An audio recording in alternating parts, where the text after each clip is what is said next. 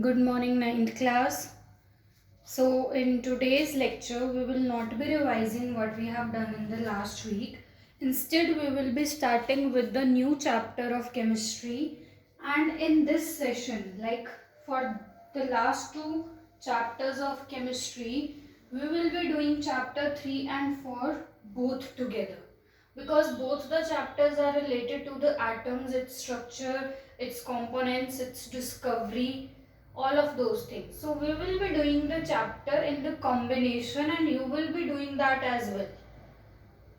So whatever the topic we are doing, I'll mention that this is from chapter 3 or this is from chapter 4 according to your book, and that from there you can just read out the topic.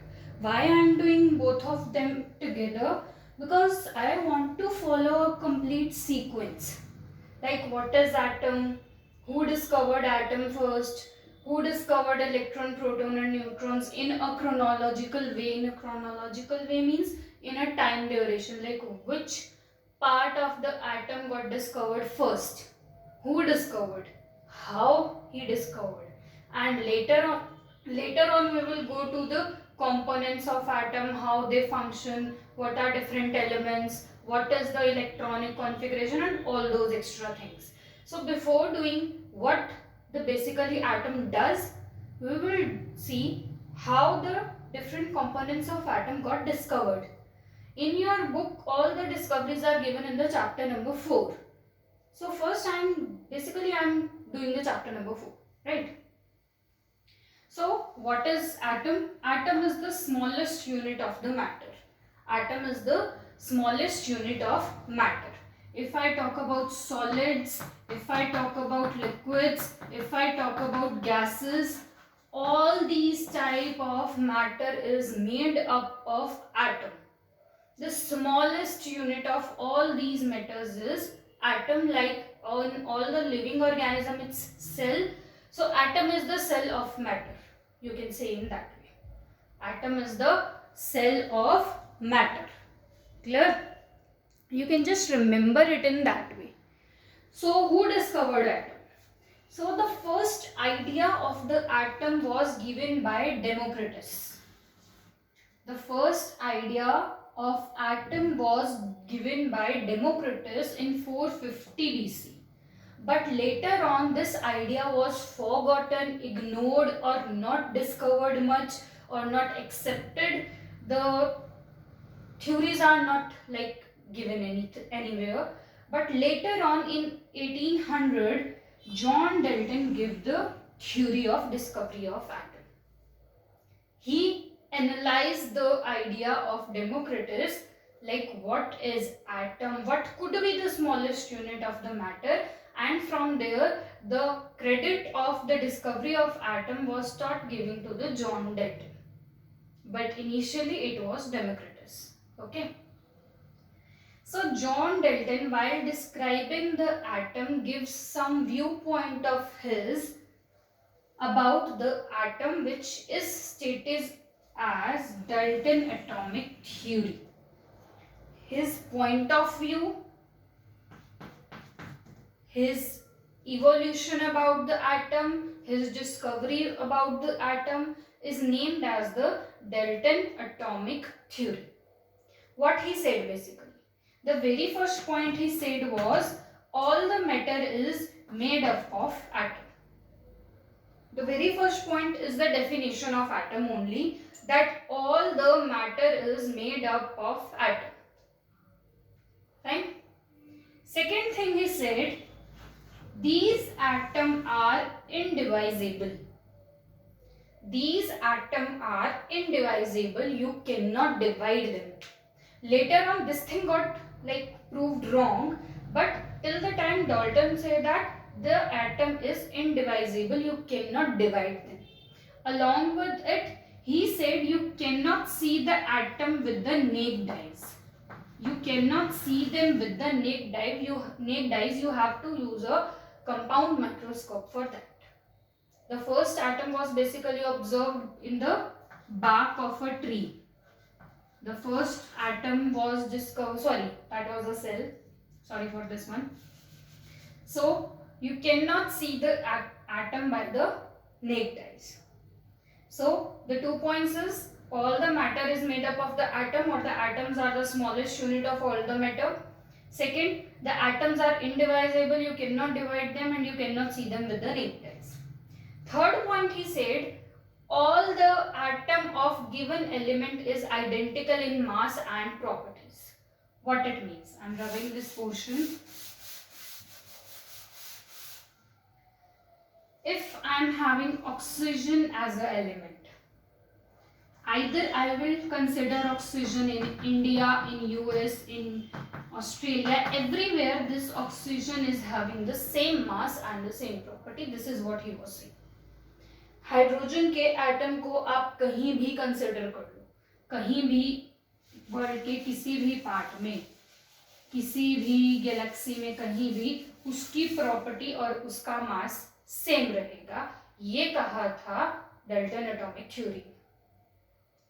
Atom of given element, elements आपके oxygen hydrogen करेंगे. ये elements क्या होते हैं? Elements वैसे हम पीछे कर चुके हैं, आपको पता होने चाहिए कि आपके जो टोटल 118 एलिमेंट्स हैं, हम उनकी बात कर रहे हैं. Hydrogen, helium, lithium, beryllium, boron, carbon, nitrogen, याद करेंगे इन सबको. ये सारे आपके एलिमेंट्स हैं. अब हीलियम ले लो, हीलियम कहीं भी ले लो, हीलियम का एटम का मास और हीलियम के एटम की प्रॉपर्टीज सेम रहेंगी. ये कहा था डाल्टन ने. Next is compounds. डाल्टन ने ये कहा कि ये जो एटम है, कंपाउंड्स के बारे में डाल्टन ने क्या कहा? ये जो एटम हैं ये कंबाइन करके कंपाउंड्स बनाएंगे. किसी भी एलिमेंट के जो एटम हैं वो कंबाइन करके कंपाउंड्स बनाएंगे. हाइड्रोजन, हाइड्रोजन के 2 एटम कंबाइन करके कंपाउंड्स बना गए. हाइड्रोजन को और ऑक्सीजन को कंबाइन करोगे तो वो तुम्हारी वाटर बनाएंगे. ये कहा उसने. ठीक है, कंपाउंड्स कैसे बनेंगे? एटम्स को कंबाइन करके, एलिमेंट्स को कंबाइन करके कंपाउंड्स बनेंगे. इन्हीं कंपाउंड्स की फॉर्मेशन पे, इन्हीं कंपाउंड्स की फॉर्मेशन पे डाल्टन ने 2 लॉ भी डिफाइन कर दिए, या 2 लॉ का आइडिया दे दिया. कौन से लॉ हैं? पहला लॉ है केमिकल रिएक्शन से रिलेटेड, दूसरा लॉ है लॉ ऑफ कांस्टेंट प्रोपोर्शन से रिलेटेड. पहला लॉ केमिकल रिएक्शन से रिलेटेड है, दूसरा law law of constant proportion से रिलेटेड है. We will be doing both of them one by one and they are very important. Before that I will just clear of the board. Okay बेटा, so we will start with the first part, that is the chemical reaction portion. Okay, first understand what I am talking about. I'll take the example of very simple chemical reaction, formation of the water.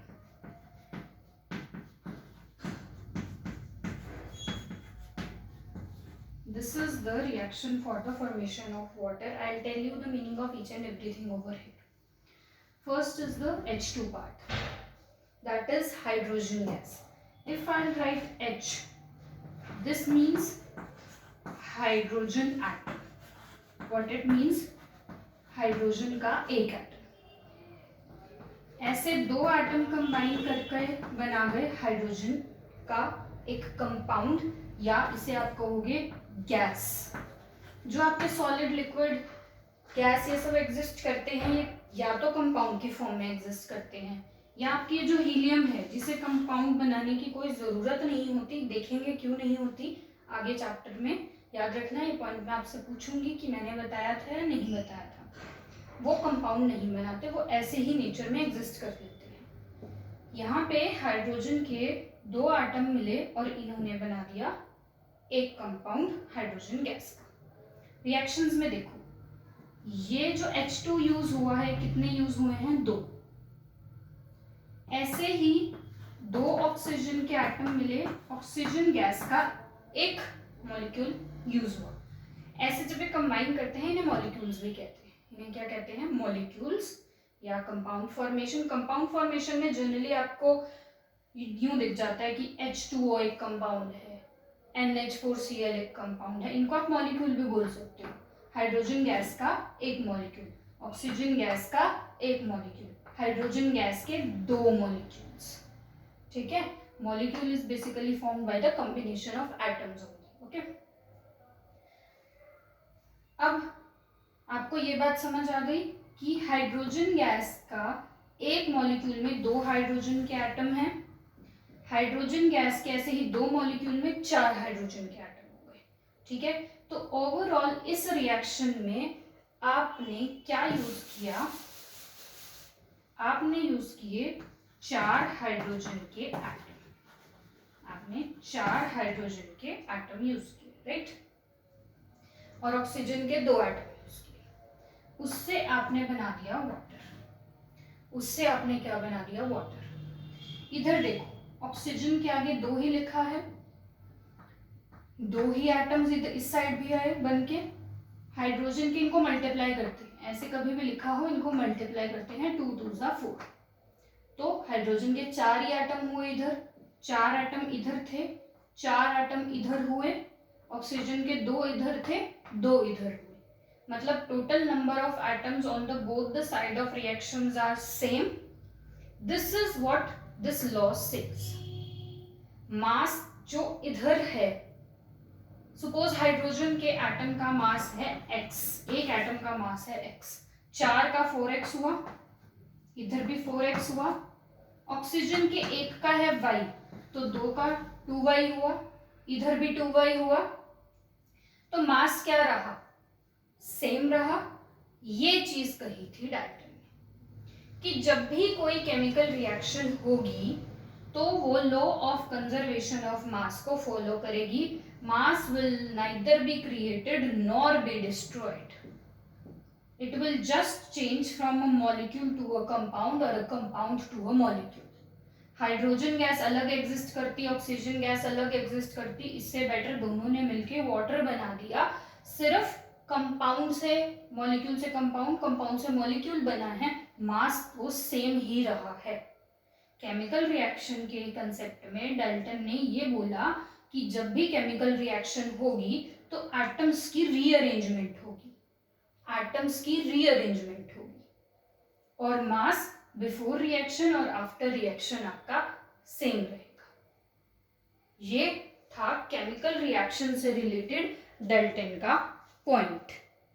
Okay, now we will be doing the law of constant proportion.